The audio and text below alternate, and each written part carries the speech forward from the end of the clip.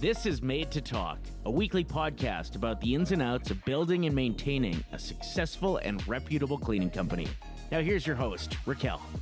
Welcome back to our podcast, where we delve into the important topic of mental health and well-being. As we navigate the complexities of mental health, it is crucial to have professionals who can shed light on the challenges we face and provide valuable insight.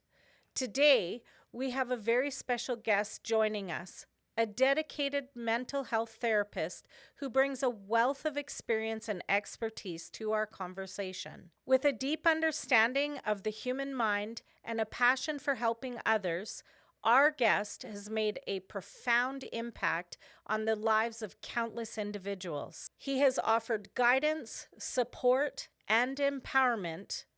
Please welcome Jay Saxe from Saxe Coaching to the show. How are you doing today, Hello. Jay? Oh, I'm fantastic. Yeah, genuinely always really good to see you. Excellent. For our viewers, just so you know, Jason is actually my mental health therapist. I see Jason on a regular basis, and he has helped me work through many childhood traumatic issues in my own personal life. So for today, we are going to be talking about mental health in the workplace. So we're going to just hammer down with some questions to Jason. Perfect. My first question is, what are some of the most common mental health challenges that employees face in the workplace today?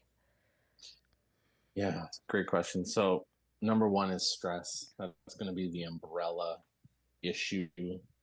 And underneath it, I'll list off other things that all lead down the road to stress. So stress is the ultimate issue. It is the number one reason people take disability leave when it comes to insurance claims, when I was doing some research. And it makes sense, right? Stress permeates every aspect of our being. And stress can come from then lots of different things, like I'll list here. Procrastination. So when you put jobs off, when you put off handing in files, when you put off having that conversation or that hard talk with an employee or manager, that procrastination causes stress in the body. Anxiety. Anxiety is going to be, again, a kind of twin sister to stress, or at least a direct outcome of stress. Because anxiety it can come from everywhere, but primarily it's from suppressed and repressed emotions, because emotions are energy. When we suppress our emotions, that energy gets bottled up.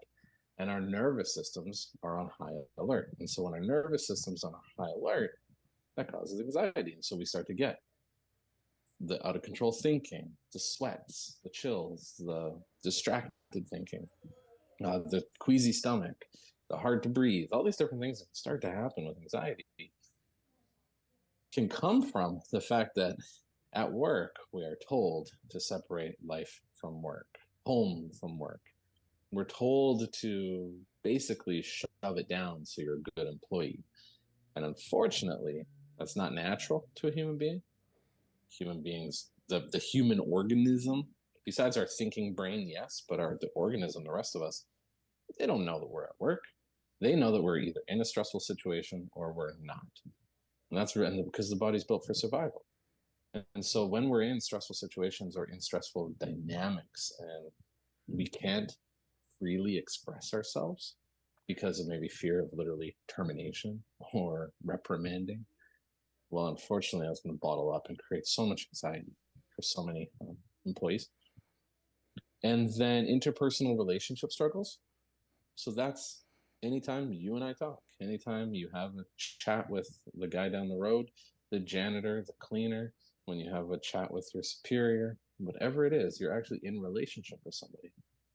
And so when there is a struggle there's a breakdown of that interpersonal relationship, because usually you said something and I've interpreted it a certain way. I've said something and you've interpreted it a certain way. And we've interpreted it based on our lens of the world. And that lens of the world comes from what were we seen, shown, and taught when we were young. And now that just shows up as adults, and now we are reinterpreting things, making meanings of things. And so No doubt you see it in your life all the time. She just said this, she did that. I think it means this. And then that causes you a little stress and panic or anxiety or unease or resentment. And so that can be a really big issue, especially, I mean, you'll see it all the time, managing coworkers. He said this, she said that. It's like, well, you got to be a mediator and a principal and a coach and a leader all at the same time and a parent. And That's true. yeah, right. And that causes a lot of challenges in the workplace. Managing triggers. So, how do you manage those emotional triggers when something arises? A client says something a little sideways and it ticks you off or it sets you off. Well, how do you manage that? Because that trigger is actually a blessing. It's opening up, it's showing you something inside of you that needs to be healed or at least looked at. So being triggered is a blessing, but at the same time, it can be very overwhelming when it happens. And that's a big thing, right? So maybe you have staff who have, for lack of a better word, anger issues, right? And maybe they alienate a client or they push away business. And now that unfortunately negatively impacts the overall business. And now there's an issue. We got to talk about it. And now the person that had the anger issues feels shamed and ostracized and judged, and they feel bad. And not as they should, but that would be a natural outcome of their inability to manage their trigger. So being able to manage triggers and understand triggers could be a game changer for so many people. And self-worth issues. So when you don't have boundaries, you don't have effective boundaries, and you people please, or you're an ultimate caregiver. So you give, and you drain yourself. Or you do more than you actually need to for your job duties. You stay late, you work more, you work hard, and you're not recognized, but you do it anyway so that hopefully you get validated by your employer. That's all a self-worth issue. So that's my list of the ultimate things that all then ultimately lead to stress. I hope that helps and resonates a little bit. Absolutely. I know that people definitely struggle to separate work and home life balance. Yeah, It's hard to not bring things from home that actually are affecting you totally. into your job. Yeah, and I'll give 100%. I can give an example. My wife, we had our third baby, and for a minute, I went back to work, and I had a job last year for 3 months. But in that time, my wife got pregnant, and we thought maybe she was miscarrying, and it was stressful, very stressful, very worrying. I was 100% distracted at work, and my employer was understanding. She was like, "Hey, you just go home." But I was like, I was in a fog, and for me to somehow try to deny that or to shove that down, that would have caused me so much unconscious anxiety, because that's sincere concern from my family, from my wife. Just because I've stepped into the doors of the workplace, again, my brain can't actually separate that, you know? So just one little personal example, but we all do it all the time. And not saying that has to stop, bringing your home life into your workplace, but there has to be a healthy understanding and balance. And yeah, that's my take on it. Excellent. So we're going to move on to the next question. Hmm. How can workplaces create a supportive environment for employees struggling with mental health issues? Yeah. So definitely first and foremost, we destigmatize it, which simply means let's be open about it. Let's talk about it. Let's be aware of it. Let's bring awareness to it.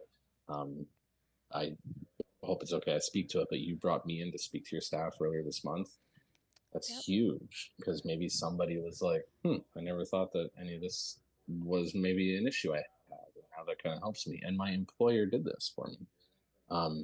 That's Actually, big. it's nice that you brought that up because I did Yeah. have, after we had you as a guest speaker Mhm. at our staff meeting, I did have several of the field techs Yeah. come to me privately and say that it was really cool. Yeah. So Right. That's really I cool. thank you for, Oh, meeting with my staff. I yeah. appreciate it. 100%. No, my honor. Um, And I think leaders can come, as you do, come with curiosity and compassion to the staff. Be curious about what they're presenting to you and have compassion. And this might be hard for some people that consider themselves empaths, is they feel with the person, so they take on the person's stuff. That's why, and we'll get to it, is, well, that leader has to do their own work. But if you can have compassion, which is feeling for somebody and being able to be curious about their situation, that can go such a long way for people. Uh, and I think it only comes down to that leader's ability or inability to have those talks. We're going to get to it in one of the questions, but if a leader can be there with their staff, be in the trenches, knowing that they're dealing with a human being, and the human in you sees the human in them, I think that goes a long way. Because a lot of people, I mean, I talk to employees all the time. They think they're literally a number or just a cog in the wheel. I don't matter. And if an employer can help that employee feel like they matter, that would be a massive uh, massive shot to the arm for creating a supportive environment. Very good. Question 3, what role can managers and leaders play in promoting mental well-being in the workplace? Yeah. So get trained and do your own work. So learn about mental wellness, learn about mental health. Because a lot of people, in all honesty, we don't. Even before doing this work, I had the vaguest idea of what mental health was. I knew about depression, anxiety, but like didn't give it any consideration. I struggled with alcoholism myself personally. Didn't think I had a problem. Didn't think I was covering up anything. I thought everything was hunky dory. And all these things that just so many of us walk around thinking, yeah, everything's fine, da da da. Wake up, because everything's fine, but everything's also not fine, because the world is scary to a lot of people, and the world is overwhelming to a lot of people, and that shows up in the workplace. It might show up in little ways. So if you can educate yourself around mental health, because again, a lot of people don't, if you can, that goes a long way. Because you might understand, hey, you're actually looking like you're really stressed. You need a minute? Can I talk with you? Instead of just this preconceived notion that person's just freaking out, like, oh my God, drama queen. Like, Jesus, every time with her. And it might be like, maybe there's something else going on. And so if you educate yourself, you might have that knowing where it's like, hey, maybe I can assist in some small way. And then do your own work. As you do, you exemplify this, but have your own therapist, healer, coach, guide, whatever it is, because how you show up is going to be a reflection of how other people show up, right? How you get triggered is going to impact how everyone else is comfortable in the workplace. So as a leader, it is your responsibility to take care of your own mental health, because I said at the meeting, we all have physical health, we all have mental health, right? It's just natural. We're human beings. Back to that idea is you have to be able to look inward and see where things trigger you and set you off, and understand why, and do the work around them. Because you can't expect other people to just go get help and whatever, and you do nothing because you think you're good to go, or you think you're perfect, or you think you have no issues. But it's a fallacy, because I do meet with a lot of people, like a lot of leaders, a lot of people that hire me, kind of leaders in their own right. There is initially, if we can get through that first hump, is I don't really have an issue. Like, no, my parents didn't hit me. Like, I'm good. It's like, yeah, I get it. But was your mom or dad emotionally available to you? No, dad worked all the time. He was basically a ghost to me. Yeah, I had to raise myself. Oh, okay. So these things, I'm like, how on earth do you think that could have impacted you now being a leader? Maybe you got to do it yourself. If you need it done right, do it yourself. And all these different things that can show up is do the work. I just can't stress it enough, because You're a human just like anybody else. You have a relationship. Sometimes there's issues in it. You have stress. Maybe you've got kids that you don't know what to do with around their behaviors and stresses you out. Maybe you have your own insecurities and you start to realize you have your own compulsions and addictions and all this. Get help, figure it out so that you can actually be a more effective leader. I think that could actually even be applied as a parent. Oh yeah, 100%. For what you've just said, 100%. I think that even you're faced with so many challenges raising a family, and if you have triggers and you don't have your mental health on point, it definitely is going to trickle down into how you parent your children. Oh, 100%. I'm glad you say that, aware of it, because that's a whole other podcast episode. Right? But 100%. And because at the end of the day, here's the thing. We are so powerful as human beings. We are electromagnetic beings. We have energy fields. We have these things, and that's from our emotions. And what you put out in the universe has a ripple effect. So how you treat yourself, how you see yourself, how you feel about yourself, how you think about yourself, it has an impact on, your children, your staff, on your spouse, on the people at the coffee shop. And that's just how the world is. That's just how human beings are. And so the more we can get in tune with ourselves and do the work, the better the world will be, right? Clean space, clear mind. A tidy home or workplace can alleviate stress and boost productivity. Take care of your mental health and let Sparkle and Sheen help you achieve a clean and organized space. Call us today, 825-512-1277. Sparkle and Sheen, a shine above the rest. Back to the podcast. So we need more views out there. That's the thing. I'm going to go into a cloning chamber and no, but I'm humbled actually in that I get to be in this field, and I go on social media and I admire how much mental health, advice and workers there are out there that are really starting to make a change. And it goes outside of just standard therapy and counseling. People that are coaches or just getting trauma informed, and they're just people and they share their experiences and thoughts. I think we're in a big shift in how we see mental health. But I also think we still have a long way to go. But I couldn't agree more. Yeah, I like what I see because even just 5 years ago, the idea of mental illness and wellness and health it was a stigma. But I know now that there is a big shift. But yeah, we still got a lot of work to do to heal the generational patterns of dealing with mental health. Yeah. Well, realistically, to kind of get off topic for a second, if you really consider even the homeless sector, a good percentage is mental health.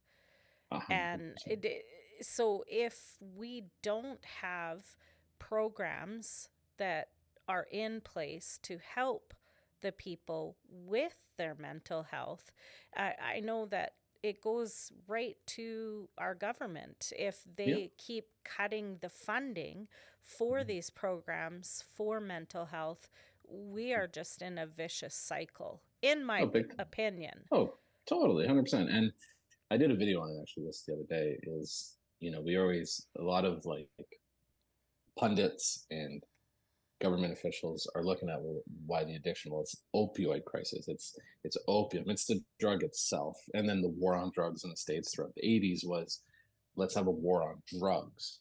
Well, drugs, they're just there. They're this benign object. It's the person that is in so much pain that needs to use that drug to calm and settle themselves. So I always say, well, instead of asking why the addiction, why not ask why the pain, why the hurt? Why are they in pain? Why are they hurting? And I think and I've had a few conversations with homeless people in Victoria, is what got you here? What's going on? I'm just curious. Is it okay if I sit down and talk with you? I'm not saying everyone will go and sit down with a homeless person, not a person at a zoo. They're a human being.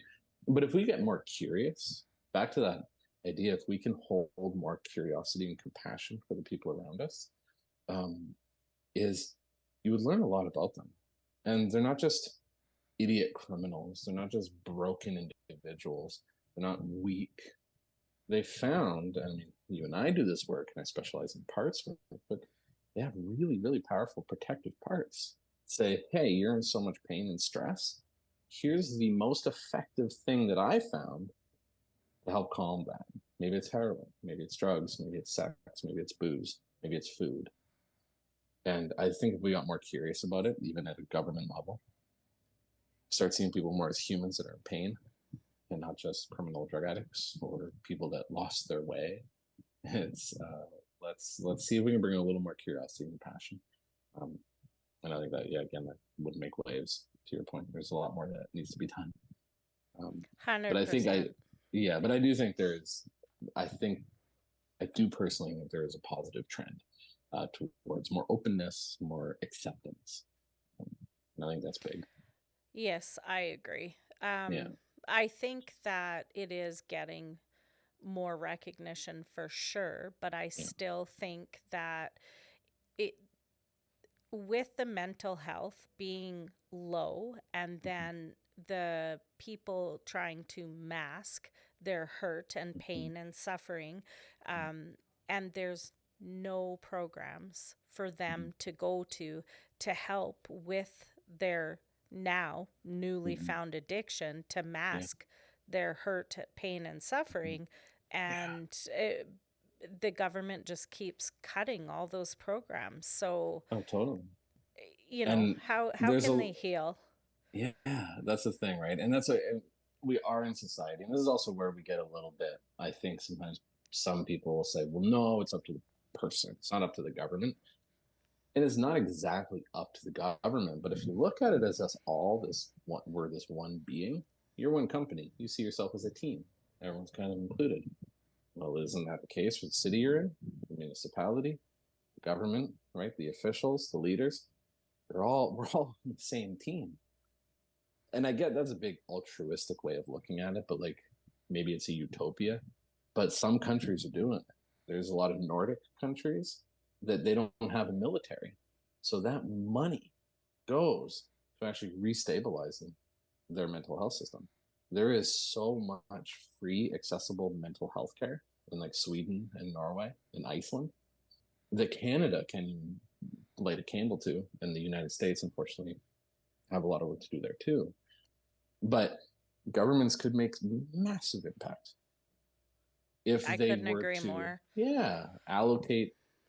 It is what it is. Allocate taxpayers' money into areas that because the mental health side of it is what impacts everything. Mental health affects crime. Mental health affects addiction. Mental health Yep. affects everything at the end of the day. Mm-hmm. And why wouldn't we, instead of trying to go to the dentist and we know we have massive root canal issues, try to just go for a cleaning and never get a root canal? Why not get the root canal, go to the root, see what's actually hurting, why the mask, why the pain, really do something about it there. And that might mean, yeah, let's put a lot of funds to free therapy, right? Like, Yes. It you goes know, far beyond just feeding the homeless sector. yeah. If they want to get rid of tent cities in the Mm-hmm. big cities, they need to expand on getting mental health and programs, even detox programs, all of that to help them. I mean, Mm-hmm. it can't be fun Mm-hmm. for them on any No, level, because no. at the end of the day they wake up in the morning and all of that shit is still Mm-hmm. in the forefront, and then Totally. they're on a mission again to Yeah, mask that pain, suffering, totally. and heartache. Yeah, so I think I've shared with you, but my parents, both of them were heavy, heavy opioid users, heroin addicts all my life, and alcoholics as well. And then they got into cocaine and meth and everything else. But the only thing that I always knew that they had access to was free, oh gosh, uh, methadone. They had free methadone. And that was their one saving grace. At least it wasn't heroin, but it was a, chemically created substitute. But never once, and whether they would have gone for it or not, I don't know, but never once were they, say, offered mental health support. Never once was there a reach out of, and I mean, gosh, even being a kid growing up in that, nobody did come to say, hey, well, there's a big problem in this household because your kid's malnourished and rejected and neglected. And instead of blaming and shaming, and maybe throwing people in jail, it's like, is there something that we could do? Here's this place you can go, and it's not just a warm bed and a meal. It's actually have somebody who knows about mental health that is able to spend time with you and talk to you. Because at the heart of it all is every human being, from the moment we were born, just wants to be seen, heard, and acknowledged and validated in some way. And if we can do that more, then honestly, the world changes. Right. I couldn't agree more. I just think it's sad that our government wants to mask. It's a band-aid fix. It, Mhm. here you go. You're a heroin addict. Here's some methadone, and that's going to help you. But does it really help? Yeah, It exactly. doesn't And then fix the also, problem. no, and naloxone kits, which is good to keep people from ODing. But again, are you talking to them about why they decided, why they had a part of them that used fentanyl instead of any other drug uh, to try to soothe and mask that pain? Here's a kit that will just revive you so you can do it again. But then we stigmatize and shame the person that does that. Right? You probably might hear these opinions all the time, like, "Oh man, let them die if they just want to die. They're trying to do this to themselves." And it's like, no, that's a vicious cycle that that person's going through, and we keep Hmm. reloading a gun and passing it to them, and they're playing Russian roulette. Could we be more supportive and talk to them about it? And this is you and I just talking about it. And sure, how do you do it at a city level, a community level? But it's possible because look at what the world has created. We put men in space. We walked on the moon. I'm pretty sure we can figure out how to help people get access to mental health, healers and coverage. Yeah, exactly. I Hmm. think we have time for one more question Yeah, let's for do one you. more. Let's do one How more. can how can companies break the stigma surrounding mental health and encourage open conversations among their employees? Yeah. So I think Bell Canada can be an example of it. Is when you're a public company, not publicly traded, but you're out there, you got a storefront, you're public, is embrace the impact you actually have on the world and be the change. So what matters to you? For you, I know mental health matters to you. Some companies, maybe it doesn't, but maybe this is going to change. But Bell can be a really great example. They put a lot of money and funding into advocating for a day of let's talk about mental health, providing a phone number that people can call all across Canada. And now they provide free mental health support for all their staff. And I looked into it, and it's supposedly unlimited free access to whatever Wow. counselor therapist they want to see. And so, Wow. yeah. So does it cost money to a business to maybe have added benefits, extra benefits where it pays for mental health or helps cover mental health costs? Yeah, of course it costs money. But doesn't it cost more money when people leave ill that don't show up because they're in a depressive state? All these different things. Isn't there more lost money in sick leave and stress leave than there would be if you were to set aside and allocate a system and funds within your company to support those staff? Could be a big ask for some companies, right? But some of the bigger companies that have the ability to affect massive change really think they could look at Bell and be like, hey, here's one company that really just seems to actually, I think, nail it. And then yourself. Companies and leaders that are willing to stand up and take charge and show up Um, and for you, what I've experienced is leaders that open up first, right? Lead by example. Open up about your own stuff. Don't be this mystery, the general, right? No one knows. Crack yourself open a little. Show your humanity to your staff and let them in. And that'll start to affect change as well. Talk about ripple effect. So, kind of to answer that question in two different ways. Look at a model of a company that might be in line with your values. And I just use Bell as an example because they really seem to be setting the stage. And then see how you could do it for your own company. But then as a leader and the co-leaders, because we do still live in a top-down society, so employers are going to look up to the employees are going to look up to the employers. That employer can be the change first and open up and be vulnerable. I just think that would go such a long way, and I think that would be a big way to break the stigma. I hope that answered some of the questions. It certainly does, Jason. I am so thankful that you came on as a guest to our show, and we would love to have you back another time. Yeah, maybe we can talk about something else. Yeah, well, that parenting one that could kick something off because a lot of your employees are parents. Right? Absolutely. Yeah, I look forward to it. Yeah, so thank you very much. Much love to you guys and your team. And yeah, thank you for this opportunity. You bet. Look forward to seeing you this week. Yes. Take care. Take care.